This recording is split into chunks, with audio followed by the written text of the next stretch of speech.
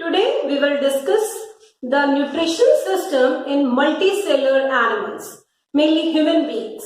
Human being is an example of multicellular organism. Okay. Nutrition is a process of breaking down of food mainly. It divided into 5 parts. First is ingestion. Next, digestion. Next, absorption. Next is assimilation. And the last is egestion. First of all, you must know about these terms. Okay. First is ingestion. Ingestion means intake of food. जब हम खाना अंदर लेते हैं with the help of mouth, this is called ingestion. Next is digestion. Digestion means breaking down of the complex food into the smaller substances. Next is absorption. Absorption means you must know the last part of the digestion. जहां digestion खत्म होता है, that is small intestine.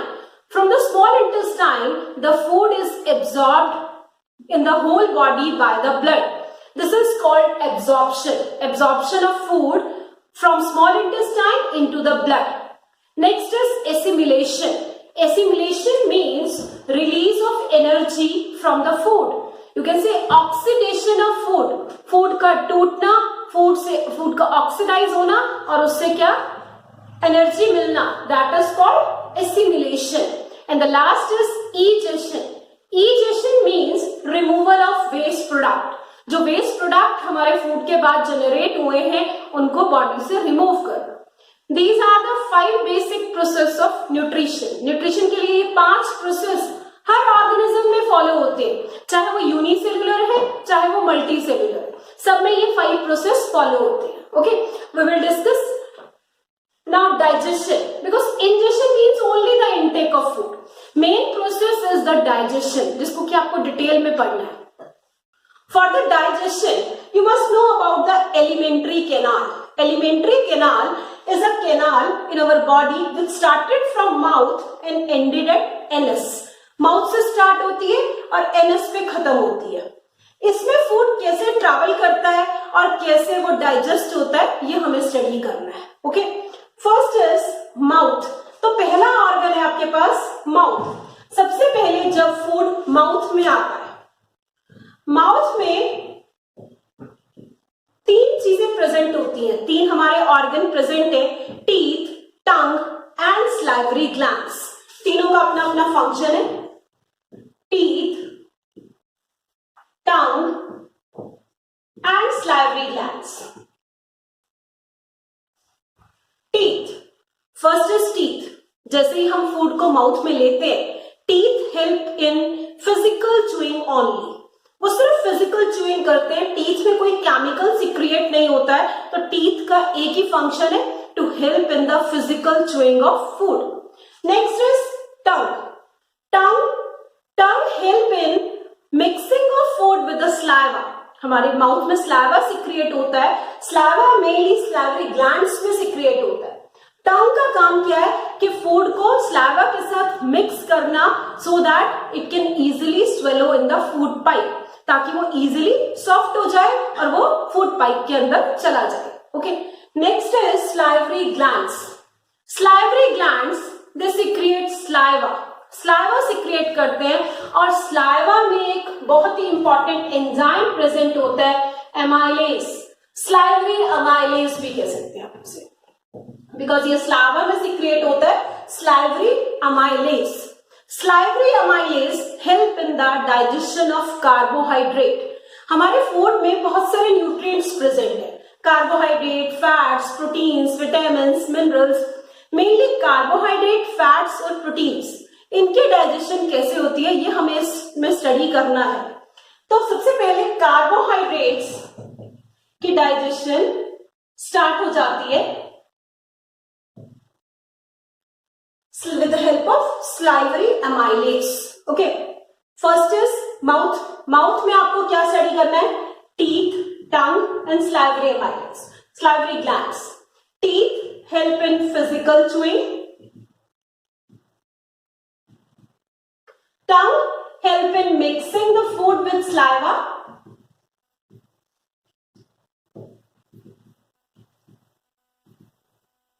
Salivary glands, they secrete an enzyme called salivary amylase which help in digestion of carbohydrate. Carbohydrate की digestion हमारे mouth में ही start हो जाती है. Next, this is mouth. Next part is oesophagus. Next part is oesophagus. Oesophagus is also called food pipe.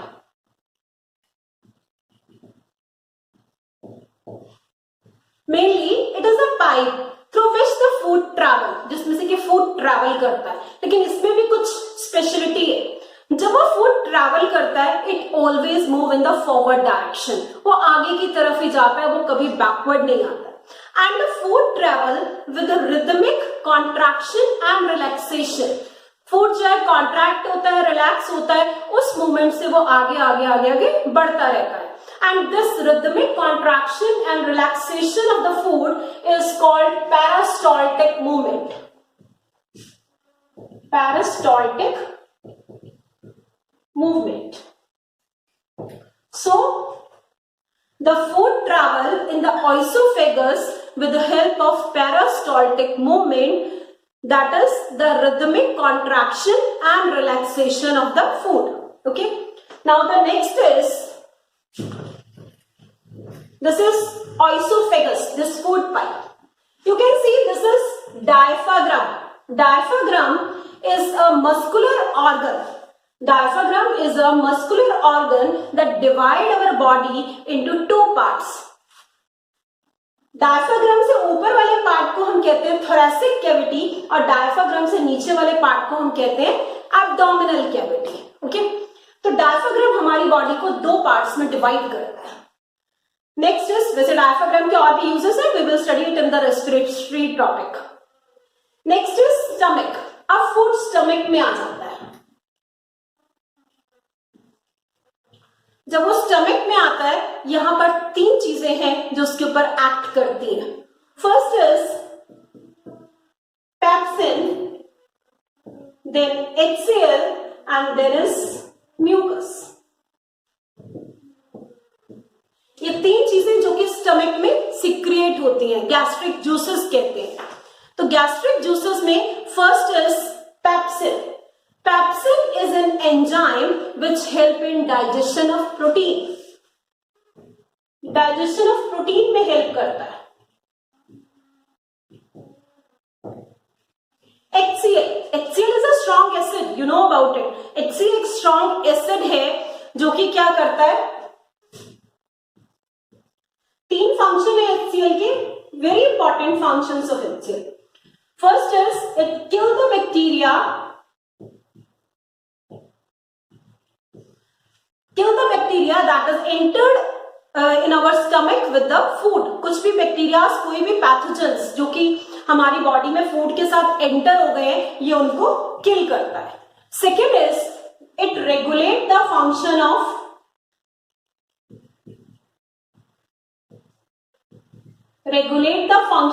Pepsin.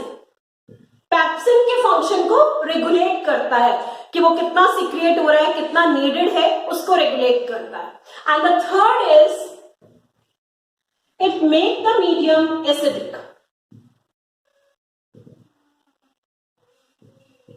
क्योंकि ये strong acid है, food किसी भी नेचर का हो, वो उसको क्या बना देता है, एसिडिक बना देता है. And acidic environment is needed for the digestion of protein. Protein की डाइजेशन के लिए ऐसा इन्वायरमेंट चाहिए होता है.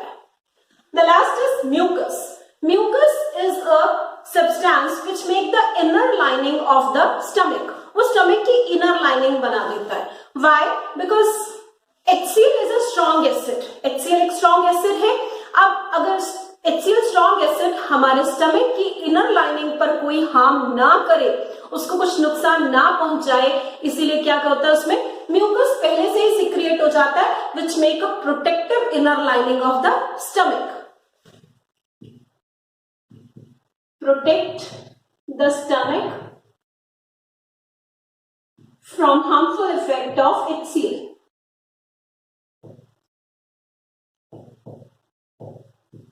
Okay, this is about the stomach, pepsin, HCl and mucus. तीन चीजें secrete होती है stomach में. First is pepsin that help in digestion of protein. Second, HCl which kill the bacteria which come with the food or any other pathogens. Regulate the function of pepsin, make the medium acidic. Mucus, it protect the inner lining of the stomach from the harmful effect of. Next is small intestine. जब food small intestine में पहुंचता है, सबसे पहले वहां पर liver और pancreas, दो ग्लैंड्स हैं जो कि अपना सिक्रेशन स्मॉल इंटेस्टाइन में देते हैं. लिवर और पेनक्रियास दोनों जो भी जूसेस सिक्रिएट करते हैं for the digestion of food, they pour their secretion into small intestine. Stomach के बाद फूड तो सीधा स्मॉल इंटेस्टाइन में आता है, लेकिन ये दोनों अपना सिक्रेशन स्मॉल इंटेस्टाइन में देते हैं डाइजेशन ऑफ फूड के. लिवर विच सिक्रिएट बाइल, जो कि बाइल सिक्रिएट करता है. It is an alkaline substance which is green yellow in colour. It help in digestion of fat particles. It break down the large fat globules into smaller fat globules. ये बड़े बड़े fat के particles को smaller fat particles में convert कर देता है. And this process of conversion of large fat globules into the smaller fat globules by the help of bile is called emulsification. इस प्रोसेस को हम इमल्सिफिकेशन कहते हैं. Okay, Now the next is pancreas. अब यहाँ पेनक्रियास भी अपना secretion small intestine में देता है. पेनक्रियास कुछ पेनक्रिएटिक जूसेस सिक्रिएट करता है.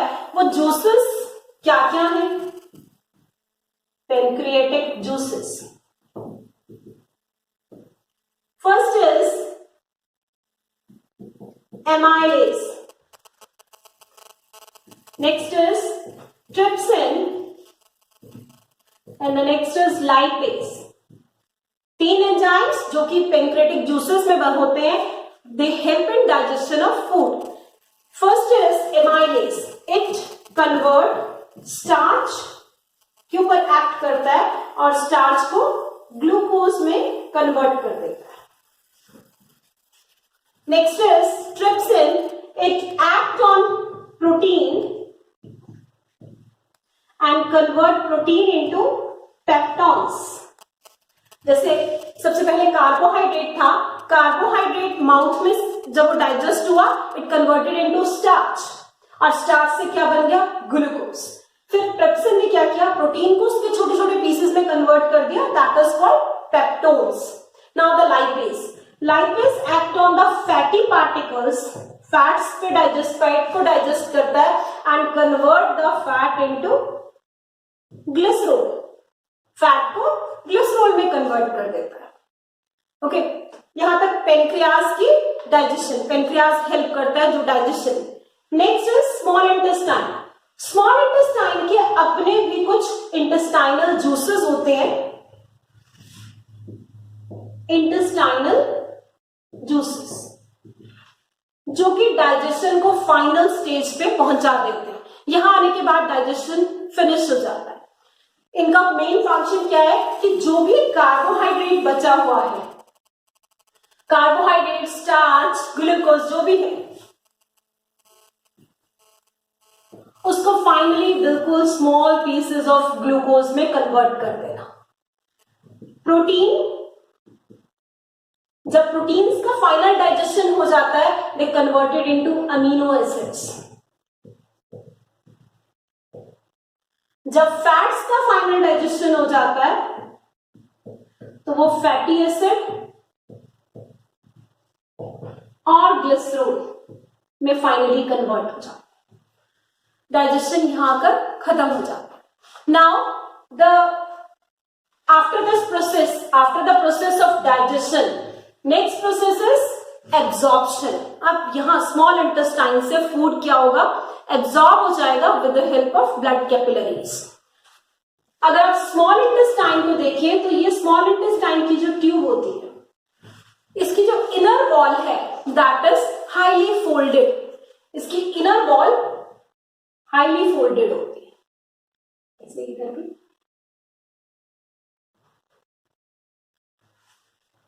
दो मेन रीजन होते हैं हाईली फोल्डेड इनर लाइनिंग के। जैसे ये है, इतने सारे जो फोल्ड्स होते हैं, these finger like projections that are present in the inner lining of the small intestine are called villi. इनको हम villi कहते हैं। First, they increase the surface area. इससे क्या होता है, उसका एरिया, सरफेस एरिया इंक्रीज हो जाता है। First is. सेकेंड, जितना ज्यादा सरफेस एरिया होगा उतना ही ज्यादा एब्जॉर्प्शन इजी हो जाएगा, उतनी इजीली ट्रांसफर वहां से ब्लड कैपिलरीज में फूड जो है वो इजीली ट्रांसफर हो जाएगा। जहां भी स्मॉल इंटेस्टाइन में विलाई प्रेजेंट होती हैं, फिंगर लाइक प्रोजेक्शंस जिसको कहते हैं, वहां पर बहुत सारी ब्लड कैपिलरीज भी प्रेजेंट होती है। अब ब्लड कैपिलरीज, वो जो फूड स्मॉल इंटेस्टाइन में प्रेजेंट है उसको कहां जाना है, ब्लड कैपिलरीज में जाना है, और फिर ब्लड कैपिलरीज ब्लड उसे लेकर पूरी बॉडी में सर्कुलेट कर देगा। तो यहां से this process become easier with the help of villi and blood capillaries। से वो easy हो जाता है क्योंकि blood capillaries surface area increase कर देती हैं और large number of blood capillaries help in easy exchange and transportation of the food। फिर जो extra food होता है, small intestine में food पूरी बॉडी में पहुंच गया, उसके बाद जो extra food present होता है that come in the large intestine, वो large intestine में आ जाता है। Last part of the alimentary canal, large intestine। Large intestine में जब फूड आता है, यहां पर एक फाइनल प्रोसेस होता है that is called reabsorption of water. जितना भी एक्स्ट्रा वाटर अगर वहां पर ट्रांसपोर्ट हो गया है, क्योंकि वैसे स्मॉल लार्ज इंटेस्टाइन में सिर्फ वेस्ट फूड ही आता है, लेकिन जो भी एक्स्ट्रा वाटर वहां प्रेजेंट होता है that is reabsorbed and goes back to the body. तो reabsorption of water take place in the large intestine, और बाकी जो फूड है that is removed from the body by the special organ called anus. This is called egestion. यहां पर last process होता है ईजेशन। जो एक्स्ट्रा फूड होता है that is stored in the liver in the form of glycogen, वो glycogen के form में लिवर में स्टोर होता रहता है। हमारी बॉडी में फूड जो है ग्लाइकोजन के फॉर्म में स्टोर होता है, but in the plants food is stored in the form of starch, वो स्टार्च के फॉर्म में स्टोर होता है। Okay, this is all about the alimentary canal of our body and the digestive system of our body. Okay, next, in the next video we will discuss the respiratory process।